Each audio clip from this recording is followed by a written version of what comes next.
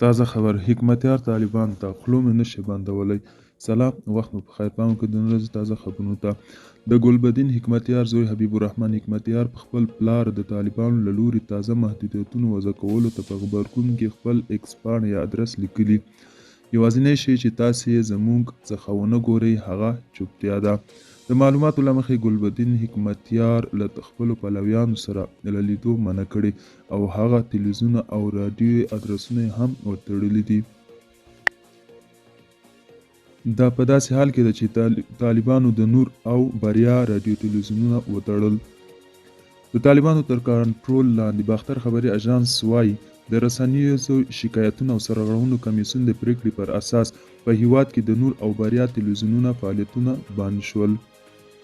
نور تلویزیون د جمعیت اسلامي او بریا تلویزیون د ګلبدین حکمتیار په مشرۍ د حزب اسلامي ګوندونو وو.